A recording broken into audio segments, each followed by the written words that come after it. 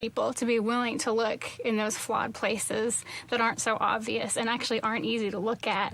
But I think you see the most magnificent kinds of restoration and redemption and what real beauty is, the kind that can't be airbrushed away. You start the book talking about you'd gone through a difficult time, and so you decide to remedy that by traveling to a lot of different places. And somebody once told me that the way to get through personal suffering is to serve others, and it appears that's exactly what you've done. Yeah, I think so. I think even though it felt, I think, almost a little bit like running, it really wasn't running because I wanted to see other people in pain or anything like that. It was almost just the only thing I knew to do. It almost felt almost a little therapeutic of getting outside of my own life and my own world. And I think for all of us, I think that's important to do, whatever your circumstances, but realizing there's a world like much bigger than you. And I think it helps to almost get lost in that and realize that you're part of this much larger picture and larger story. And it did do its own form of healing. I wouldn't say I set out to do it for that reason. It was just the only thing I knew how to do with this like angst and frustration was how can I try to participate in someone else's life? But it ended up actually healing a part of my own. And I think at least starting me on a journey of learning to accept my life and to recognize beauty in other people's lives and in my life in places where I didn't expect to find it. And you tell the stories of what you're finding as you were on those trips, traveling for Wellspring. For those that are watching or listening and aren't familiar with it, tell us about Wellspring and what you do. We started Wellspring International as a part of RZIM in 2004, and RZIM had always contributed to, we called it the Benevolence Fund, which was giving out to people in need around the world as we saw it. But when we started Wellspring, it was giving it a more prominent place, a more specific place in part of the ministry, and also allowing other people to participate in it. And what we really wanted to do is bridge people who want to give to these kinds of causes, women who've been victims of prostitution or domestic violence, people around the world who are suffering with HIV, children who've been orphaned and abandoned, and just this vast array of needs. And we weren't picking one need that was ours, that we were called to, and wanting to bring everyone else on board. The idea was actually just really wanting to be that bridge that helped people to know where to go, so that whatever God called them to, the need that they were drawn to, they could go to a place that would help them find those organizations that were acting with integrity and working to meet those legitimate needs and doing it well. I think over the last couple of years, there's just been a growing disillusionment with nonprofits, and people aren't always exactly sure where their money goes and if it goes to the people that need it. And we wanted to help fill that gap and provide confidence that we would do the due diligence for them. We would do the site visits and evaluate these organizations and then facilitate the process. 100% of people's gifts that are given to RZIM and designated for Wellspring go directly to the project. And we monitor the use of funds and report back to them on exactly how it was used. Well, let's talk about some of those people that you met on these world travels that you took while doing this work for Wellspring. First of all, Annie from Amsterdam. Tell us her story. I met Annie the first time I went to Amsterdam, actually, and I was really nervous on that first trip when I went. And it was a scene like I haven't seen anything like it still. And every time I go to Amsterdam, it's still one of the most difficult trips for me. It takes days, it seems, before I feel like I can put together a coherent sentence. But it's different. You know, if you go to the red light districts in India and all throughout Asia, there's a darkness to them. They're kind of seedy. The women are behind bars, which is horrific. But there is this sense of something that should be hidden. But you go to Amsterdam and it's all lights and it's glamour and it's just so out there in front of you, and you have 400 women each behind a window, and they were organized by nationality like it was a shopping store or something, and it was just so upsetting and just so horrific. There's no other scene like it in the world. I just don't think you could do that with any other area of the world and put a human being up for sale and that hundreds and thousands of people would gather to look or participate. So it's a harsh scene and it's hard to see, and so you're taking in kind of all of these sites. And Annie was she's someone that has always stayed with me, both her story and the words that she said. But the way we met her was a little bit humorous. We had just completed doing an interview with the organization we work with there called Scarlet Cord. And so our cameraman, Bob, was leaving the red light district and had his camera over his shoulder. And we actually had purposely not walked with him just because I didn't want to draw any attention, especially since I was with my friend there from Scarlet Cord, and he was walking separately from us to leave. But this girl came out of her window, and she said, "Did you see that guy?" And we said, "What?" She said, "Some guy is walking around here with a camera." And we were like, "Really?" I was like, "Oh, no." And she was like, "Well, I showed him. I took my whole can of Sprite and poured it over his head." And I was like, "Good for you." Great. And but she invited us in to talk, and she ended up sharing her story with us. And she had a really sad story of how she'd ended up behind the window. And to make a long story short here, the full story is in the book, but she had actually been put behind the window by her husband. She was from Singapore, did not speak Dutch, and had married this guy, and he brought her to Amsterdam and took her passport. She couldn't communicate. She couldn't leave the country. She was afraid to go to the police, and put her behind a window to work. And she'd been there for several years. I thought she was maybe about 40, and when she said her age, she said she was 26. And I think just those years of just hardship just showed on her face, and she went back and forth. Like, sometimes she was this very vulnerable, fragile person, and then the next second it was this angry, fierce, like kind of frightening person. And you just saw how she was struggling to deal with like the pain herself, and it would come out in different ways. But we talked to her for a little while, and after she shared her story, the way part of it ended was she finally was able to recover her passport, and she went back home. But her family disowned her when they found out what had happened, and she wasn't expecting that. And she was just so relieved to be home. And when that happened, she looked at us and she said, "So I came back here because this is what I am." And she said, "What happened to me, my family disowning me, that was the most painful thing that's ever happened." So she said, "I'll stay here because this is where I belong now." How many of those women do you suppose are there in that type of circumstance? They're forced to be there, not because they want to be. It's an interesting, you get two types of statistics. People will talk about the women who are trafficked and the women who are there by choice. The ones who are trafficked were actually bought and sold, that kind of thing. But the ones who are there by choice, Annie would fit the category of a woman who is there by choice. But when you hear her story, there wasn't really any kind of choice at all. Tell us about Nolene, who you met in South Africa. Mm-hmm. Tell us her story. I met Nolene the first year we started Wellspring, and it was at a home for women who had been in prostitution, and it was a rehabilitation home for prostitution and drug addiction. And she had been in the home 8 times before. This was her 9th time.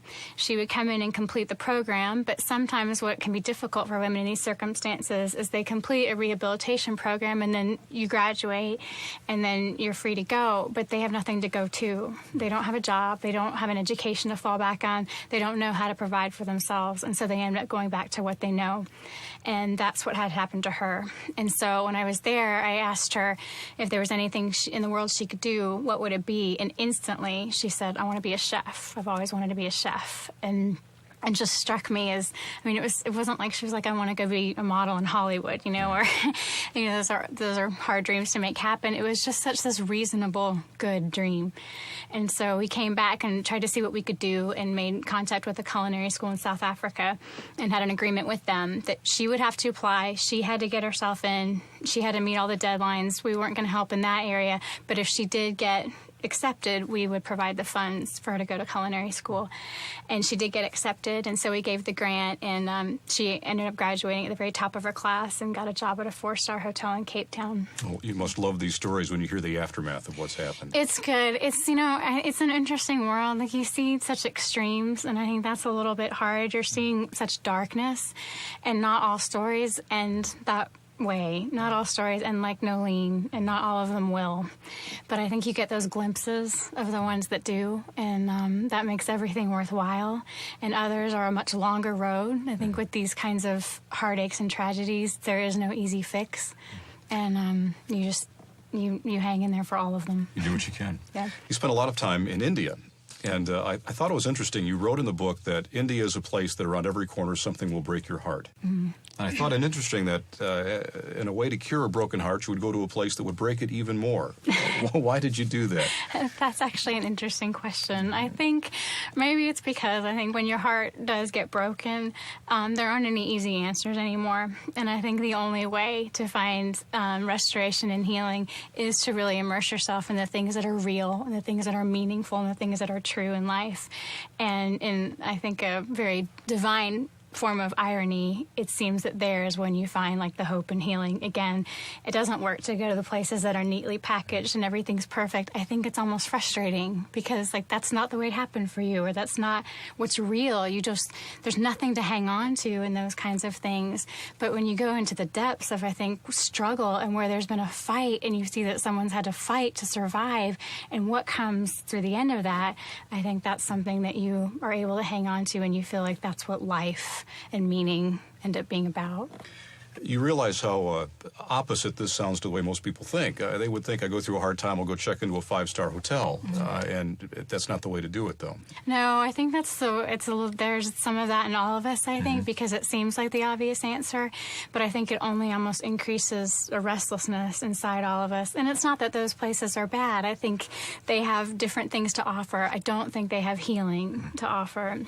I think it is in really throwing yourselves into the depths of suffering, where I think you can only then can you really start to understand it or start to come through it or realize what can be gained from it. One of my friends said to me she was struggling with something, and she's been through a lot of challenges in her life, but she said, the easy answers or even people who haven't had any kind of struggle, they don't have anything they can give me. They don't have anything they can seem to offer me to help me through this. And I think those are the things that are attractive because they seem simple, but they are in a way empty as far as being able to offer answers or comfort for, I think, the great realities of life. While in India, one of the groups you worked with was a group known as Burned Brides. Tell us what that is. Yeah, an organization called Agni Raksha, and they actually treat several kinds of burn victims. It's estimated in India that there are about 20,000 women that are victims of bride burning every year. That's guessed to be a very, very low estimate because most go unreported, or if they are reported, they're blamed on household accidents rather than a crime. So it's a very difficult thing to measure. But this is related to the dowry system in India, and what will often happen is that after the woman is married, the family or her husband will ask for more dowry from her family than was agreed upon before, or they want the rest of what had been agreed upon before. And if her family cannot or does not provide it, then the punishment will be that the bride is set on fire, and that usually happens either by her husband or her mother-in-law. And they will douse her with kerosene and light her on fire. And very often the kids are around as well, too, and they'll run to help their mother and be burned as well. And so this organization is treating women who are victims of this kind of horrific crime. Many of the women you talked about were victimized by men, treated very poorly by men, and I imagine as a result they hate men. You have your own scars as the result of what men have done to you. How do you keep from feeling the same way? I don't know that that's entirely true. It's not easy. I think, I guess I would answer that in two ways, from them or from me. When I first started, I actually remember calling my dad. I was in Amsterdam in the red light district, and I called him on my cell phone, and I said, I'm really afraid. I'm afraid with all that I'm seeing and hearing, that combined with my own experience, that I'll never be able to trust men again. And there was that fear and kind of awareness inside. I think it is actually an incredible opportunity for men. It's a type of ministry that I really like to see men more engaged in. And I think some of them, there are many men who would love to do this, and I'm not sure how. They can't go into a red light district and that kind of thing and do those forms of outreach and ministry. But I think they have a very powerful role, because I think just because they are a man, they're able to accomplish a healing in a woman who's been victimized or hurt by a man that a woman can't do. One of the organizations we work with is in Bombay. It's called Bombay Teen Challenge, and it's run by a man. His name is Devraj, and he has been working with women who've been victims of prostitution, and pretty much all the women there have been trafficked. He told me that it took 2 years of going out on the street every day and talking to these women before the first one would even answer him back. And I thought that was an incredible picture of perseverance. But their faces just beam when they see him. And I think not only has he been able to help them out of their situations, but he's restored a faith in them too, in believing that there are good men, and there are men who can be trusted who will not hurt them. And I think that's an incredible opportunity that men have to help restore some of that in women who have seen something very different. Yeah.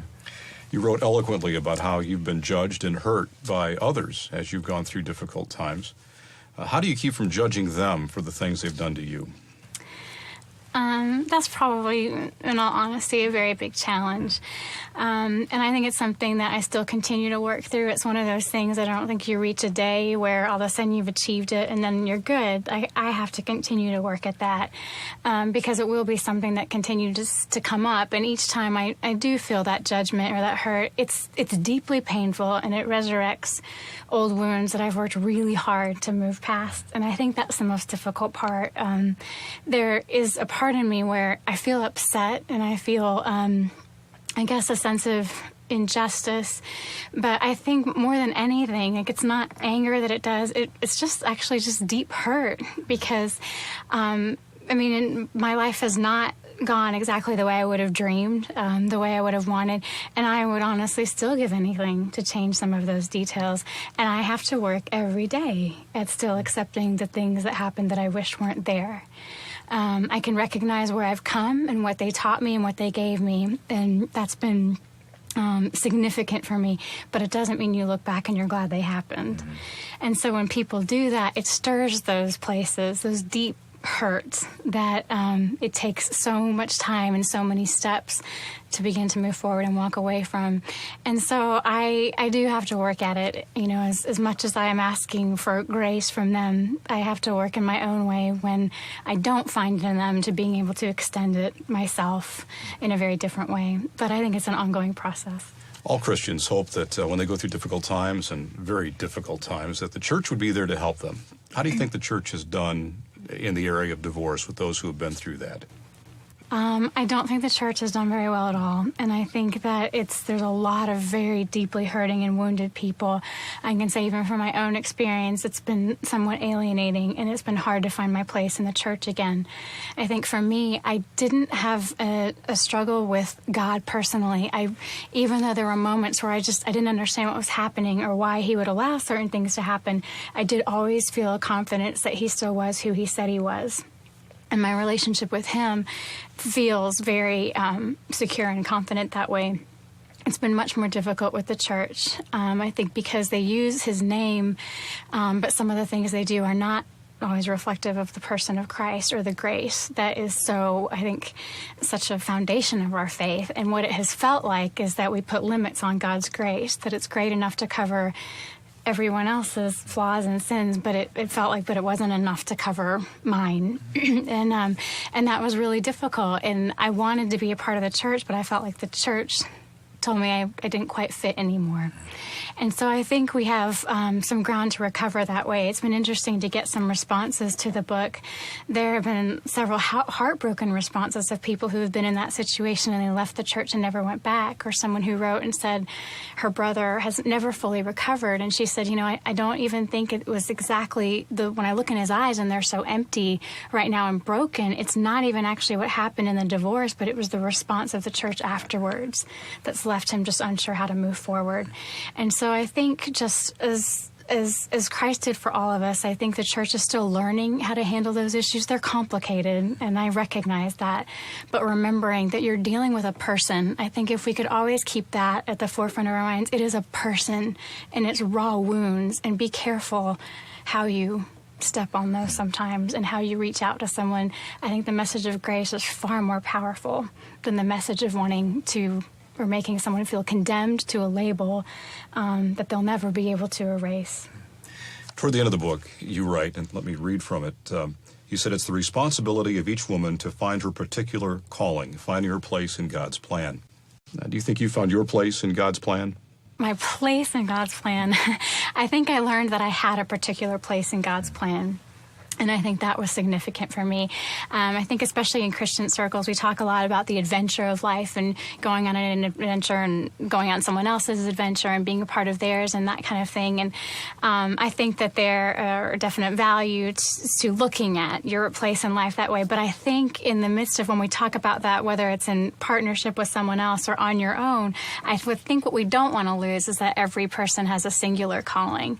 I think in the book I mentioned, I think God's calling for us is no one actually plays second fiddle to another. So when we talk about someone's adventure, and specifically we'll say a woman accompanying a man on his adventure, there is something in that of doing that together. But let's not lose sight of the fact that I think God has that calling for each individual, and that's not lost because you're doing it with someone else. It's powerful. It's just as prevalent in the life of someone who is on that road and adventure on their own as someone else who joins another. And I think that was significant for me, I think, as a woman, to feel like God saw me and that he had a specific purpose for me. Figuring that out, I think, is something I'll always